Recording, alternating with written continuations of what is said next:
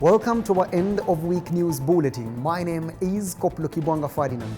The KDF Weekly Bulletin is a show to keep you updated on events undertaken by the Ministry of Defense over the week. In today's bulletin, President Ruto, Commander-in-Chief of the Kenya Defense Forces, presides over his first cadet commissioning parade. Cabinet Secretary for Defense engages leaders from Northeastern counties in peace efforts. Annual Maritime exercise Cutlass Express kicks off in Mombasa. Kenya Defense Forces airlifts Burundian troops for deployment in Eastern DRC.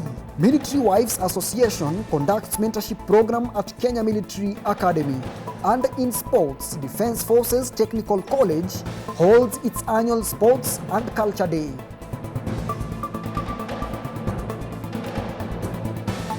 His Excellency Honorable Dr. William Samoei Ruto, President of the Republic of Kenya and Commander-in-Chief of the Defense Forces, today presided over his first General Service Officer Cadets and Graduate Cadets Commissioning Parade at the Kenya Military Academy in Lanet, Nakuru County. In his speech, the Commander-in-Chief congratulated the commissioning cadets on their remarkable achievement, noting that he is satisfied that the commissioning cadets are sufficiently prepared with the right skills, academic knowledge, and other necessary competencies required to excel in the monumental but sacred task of defending the sovereignty and territorial integrity of our country. During the commissioning parade, the President noted that the noble military profession the commissioning cadets have been inducted into has begun the process of progressively equipping them with the capacity and authority to live up to its iconic ethos of discipline, integrity, honor, and courage. The Commander-in-Chief pointed out that Kenya Defense Forces, through the Kenya Military Academy in particular, continues to employ a futuristic approach to professional training and development. This, the President said, will help KDF become progressively effective in a complex operational environment and to respond decisively to diverse and rapidly evolving challenges. The President further indicated that the country will be decisive in stamping out banditry and neutralize every bandit who defies the government and attempts any illegal or criminal act. He emphasized that every bandit must be brought to book, illegal guns surrendered willingly or by force. The Commander-in-Chief also appreciated the Defense Forces and Security Services for their steadfast patriotism and commitment to the security of our country and safety of all citizens.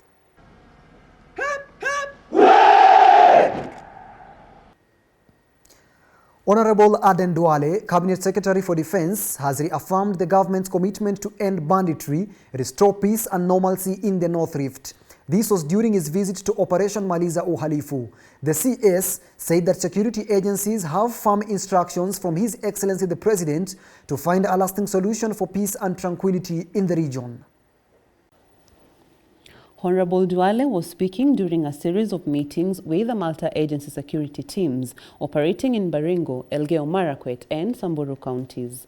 The Cabinet Secretary maintained that the agency shall not allow a few criminal elements to take away lives or destroy infrastructure, noting that local residents have the right to live in a secure environment like other Kenyan citizens. He noted that for the 25 days the operation has been in place, the security situation has greatly improved following joint efforts by the Kenya Defense Forces, National Police Service, General Service Unit, Anti-Stock Theft Unit, and the National Government Administration officers.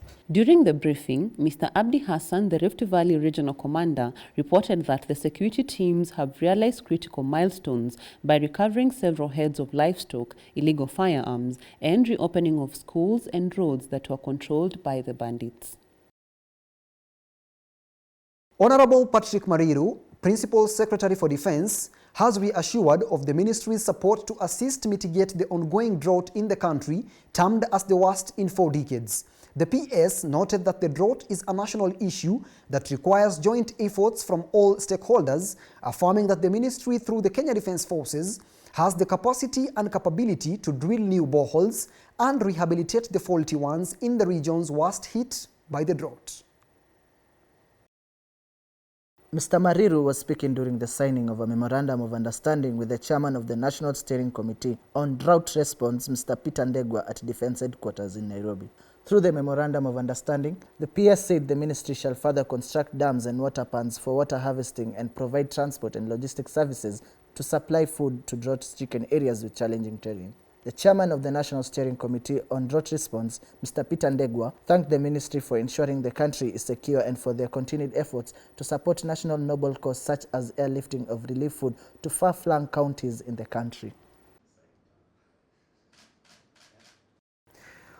Honorable Aden Duale, the Cabinet Secretary for Defense, met leaders from northeastern counties of Wajir and Mandera to discuss the security situation in the region. The meeting, held at the Defense Headquarters, was attended by senior military officers, among them Lieutenant General Francis Ogola, Vice Chief of Defense Forces, Mr. Patrick Mariru, Principal Secretary, Ministry of Defense, Major General Frederick Leuria, the Assistant Chief of Defense Forces in charge of Operations, Doctrine and Training, and 5 members of Parliament from the Northeastern region of Kenya.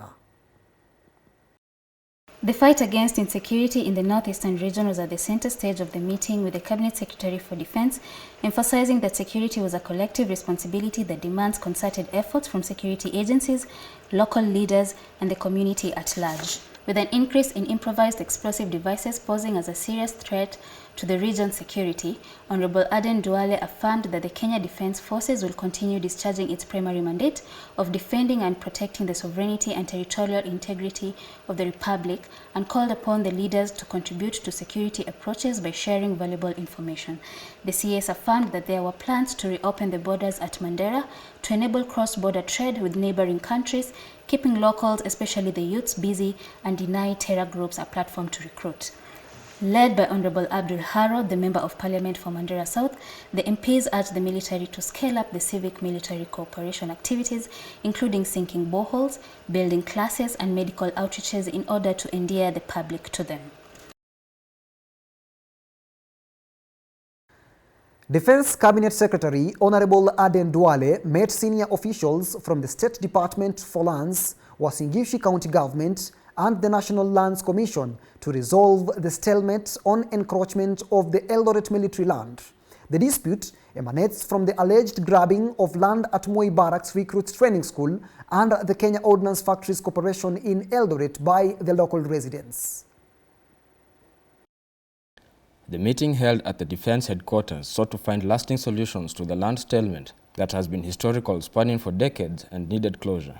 During the meeting, Honorable Duale pointed out that there were plans to expand Kenya Ordnance Factories Corporation, but the effort is hampered by the presence of squatters in its neighborhood. The Cabinet Secretary further noted that in order to avoid any military-civilian disputes, the Ministry of Defense shall provide alternative land to relocate the locals that have occupied critical areas in close proximity to the military installation and the factory, urging the locals not to have a hard stance when told to move to other areas. The CS directed that the committee addressing the land issue be reconstituted to have all major stakeholders in order to create lasting solutions to the problem. Defense Principal Secretary Patrick Mariru has called for joint collaboration between the Kenya Space Agency and the Italian Space Agency to enable the two countries reap the fortunes of space activities. The PS appreciated the cooperation between the two agencies at the Malindi Space Center, but noted much needed to be done to have a win-win situation for the two countries. Mr. Mariru noted that he is delighted to have the ongoing engagements in space activities at the Malindi Space Center, and that the country is exploring ways to continue improving the partnerships for the maximum benefit of the citizens of our two countries. Speaking when he hosted the Italian ambassador to Kenya, His Excellency Roberto Natali, the Principal Secretary said the existing framework that is at the implementation stage should have visible impact to support the Kenyan economy.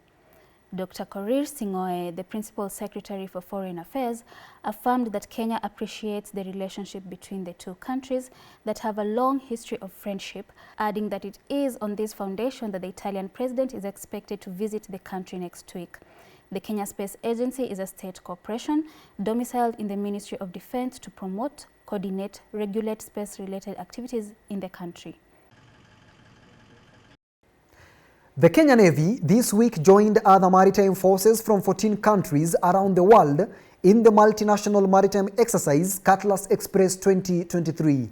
The two-week-long exercise is designed to improve maritime domain awareness, enhance information sharing between maritime operation centers, and adherence to the rule of law. Cutlass Express is also geared towards enhancing counter-proliferation and maritime interdiction to disrupt illegal maritime activities, as well as strengthening safety and security in East Africa. The exercise, currently underway in Djibouti, Kenya and Mauritius, involves both shore-based and at-sea training drills, with some of the lessons being water survival and vessel boarding phases. Exercise Cutlass Express is an annual maritime exercise sponsored by U.S. Africa Command and conducted by the United States Naval Forces Africa in the East Africa coastal regions and the West Indian Ocean.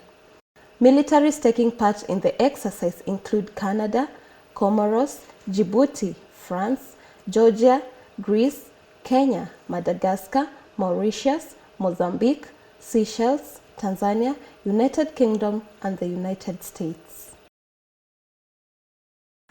Moving on, a two-day team-building exercise that brought together all heads of department at the Ministry of Defense came to an end, with Mr. Patrick Mariru, the Principal Secretary for Defense, presiding over its closure in Naivasha.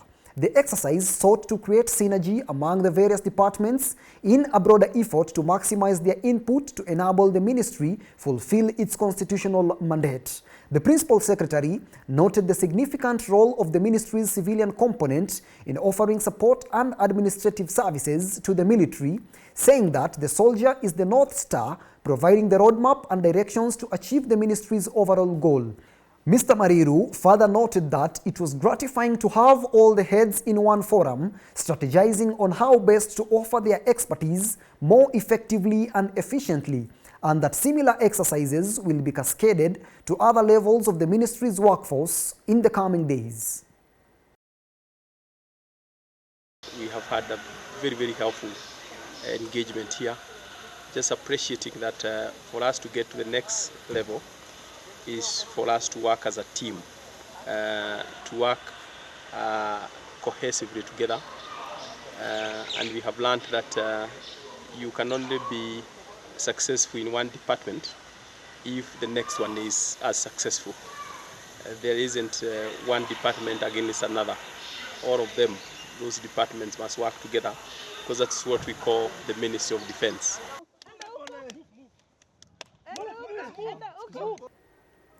And now back to Mombasa County. Senior Joint Command and Staff Course participants and staff from college in Karen visited Kenya Navy headquarters in Mtongwe, Mombasa.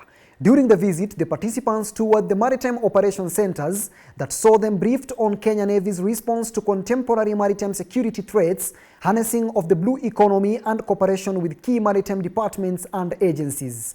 The participants, led by Major General Eric Kinuthia, Commandant Joint Command and Staff College, paid a courtesy call on Brigadier Lawrence Gituma, the Deputy Commander Kenya Navy, who received them, emphasizing on the significance of the visit in performing future staff duties. Colonel Father Benjamin Maswili, the Apostolic Administrator of the Military Ordinariate, led a Thanksgiving ceremony for the Catholic faithful in Our Lady Star of the Sea Catholic Church at the Kenya Navy Base Mtongwe in Mombasa. The Thanksgiving ceremony also raised funds for the completion of a multipurpose hall at the Mtongwe Naval Base that will be used for supplementary church functions, including spiritual hour, seminars, youth activities, Sunday school, and wedding receptions. Major General Jimson Mutai, Commander Kenya Navy, who presided over the fundraiser, encouraged all the faithfuls to be willing to support such programs for the betterment of the church. The commander thanked the families for their support, stating that the church was growing because of them. He also pointed out that the project was not only for the Kenya Navy, but also for the region and the Kenya Defence Forces at large. In his sermon, Colonel Father Benjamin Maswili urged the faithfuls to use what God had blessed them with to help those in need, for in that they get more blessings. Mrs. Masinjiru, spouse to Commander Kenya Army and member of the Military Wives Association of Kenya, joined Kenya Defence Forces personnel, staff and patients at Nairobi Regional Hospital and Defence Forces Memorial Hospital to commemorate the World Kidney Day. Mrs. Njiru urged KDF personnel, staff and patients to take care of their general health in order to avoid health conditions like diabetes and high blood pressure, which are risk factors causing chronic kidney disease. She further advocated for preventive measures to avoid kidney diseases, saying that the treatment option is expensive. During the celebrations, Brigadier Dr. James Mwika, the Nairobi Regional Hospital Chief Medical Officer, said the Kenya Defence Forces leadership is committed to providing quality health services to its personnel and their dependents in its comprehensive welfare policy. World Kidney Day is celebrated every second Thursday of March to raise awareness on the importance of kidneys to human health and reducing the impact of kidney diseases and its associated problems worldwide. This year's theme for the day was preparing for the unexpected, supporting the vulnerable. Military Wives Association of Kenya, accompanied by officials from the Compensation and Welfare Department at the Defence Headquarters, earlier this week conducted a mentorship program to cadets at Kenya Military Academy in Lanet, Nakuru County. The mentorship initiative was aimed at equipping the cadets with life skills programs and empowering them as future leaders once they are commissioned. The mentorship touched on various pillars including mental health, financial support and family well-being. The teams, in partnership with Family Bank Foundation, also made a preliminary site visit to Langata Barracks in preparation for the rolling out of technical vocational education training programs for KDF families. During the mentorship program, Major General Fatma Ahmed, the Commandant Kenya Military Academy, underscored the importance of operationalizing welfare matters. She further thanked MWAC members for the immense support in impacting skills and how such mentorship programs contribute effectively to the KDF's mandate of the provision of security.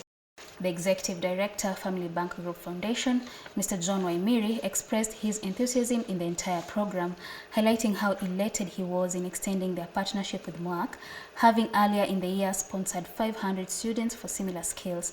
Technical vocational education training is set to start officially mid-March this year. Kenya Army troops from the 40 Ranger Battalion, led by their commanding officer, Lieutenant Colonel George Ngoshosh, visited Maritime Children's Home in Gilgil, Nakuru County. This was in spirit of thanksgiving and sharing love with the less fortunate after a successful year-long deployment in operation areas. The team that was received by Ms. Pauline Karanja, the director of the home, donated assorted foodstuffs that included maize, green grams, beans, cooking oil, among other household utilities. The Rangers also enjoyed some refreshments and interacted with the children at the home. The enthusiastic children had the rare moment to entertain, learn about the military, and share their life experiences. Lieutenant Colonel Ngoshosh urged the children to work hard in their studies and not focus on the present challenges, but train themselves to focus on the future.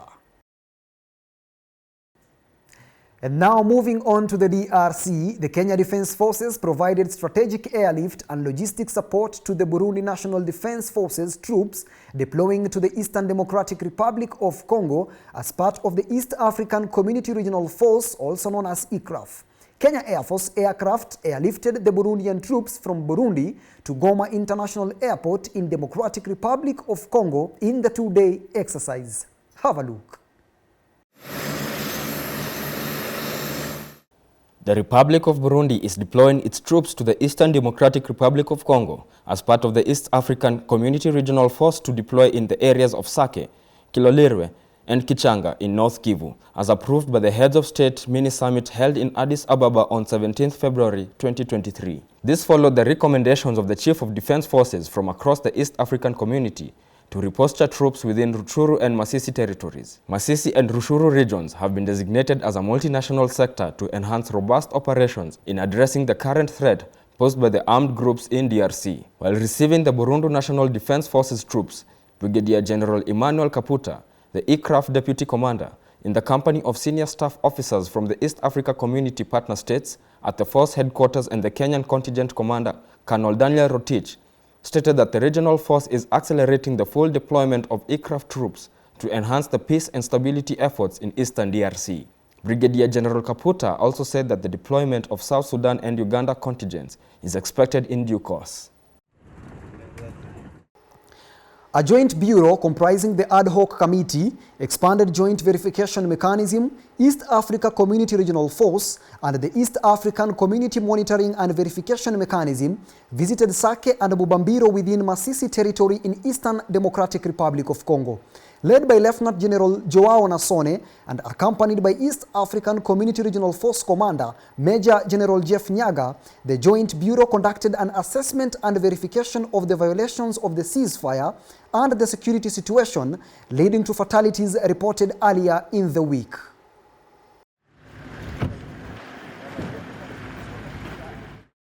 The ceasefire by all parties was directed by the heads of state during the mini-summit held in Addis Ababa, Ethiopia, towards facilitating the withdrawal of M23 and conduct of demobilization, disarmament, community recovery, and stabilization program of all armed groups in eastern DRC.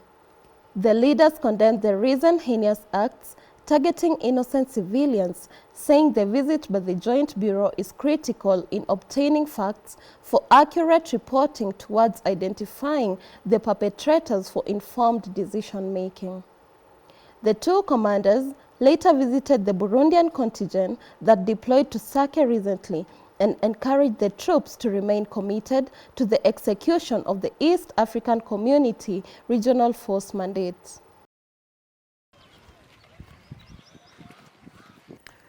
And now moving across the borders, Kenya Defence Forces troops operating under African Union Transition Mission in Somalia were joined by Somali National Police women and a group of women from Dobli region in celebrating the International Women's Day at Africa Union Transition Mission Sector 2 headquarters in Dobli. The occasion, celebrated under the theme Embrace Equity, saw Brigadier William Kamoiro, Commander Sector 2, who was also the chief guest, assure women leaders that Kenya Defence Forces troops shall continue to work together with them in order to improve their lives through civil-military cooperation activities. He further commended the sacrifices made by the Africa Union Transition Mission troops in Somalia, female personnel in ensuring peace and stability in the region, and noted that apart from serving in different capacities, women also were natural caregivers in the society. Speaking during the celebrations, Women representative in Dobli, Ms. Fatuma Abdi Yusuf, thanked the African Union Transition Mission in Somalia for their role of empowering women in the area through the female engagement teams, an initiative that has improved the standards of living.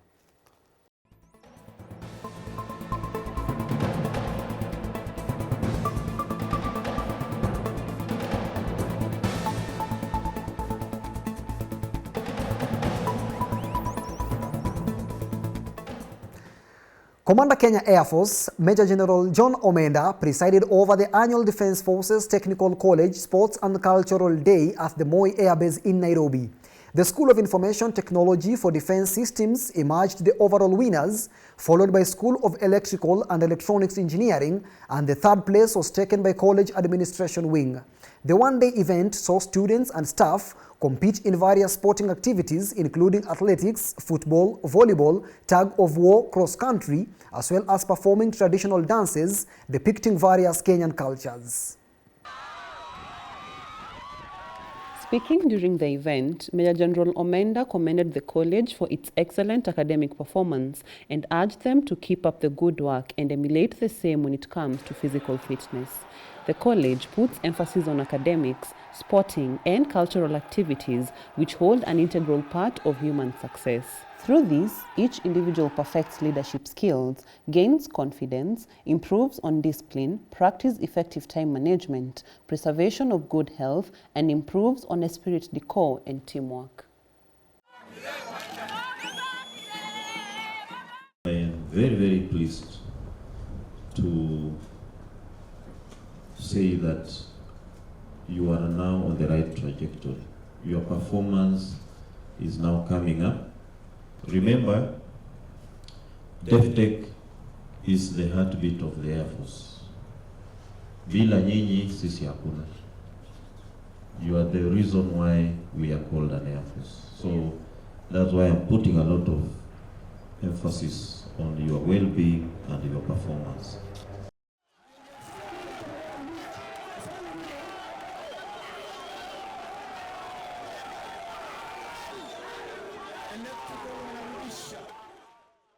Thank you for watching. We look forward to your feedback via our official social media handles and your viewership next Friday on the KDF Weekly News Bulletin. My name is Koplo Kibwanga Ferdinand. Goodbye.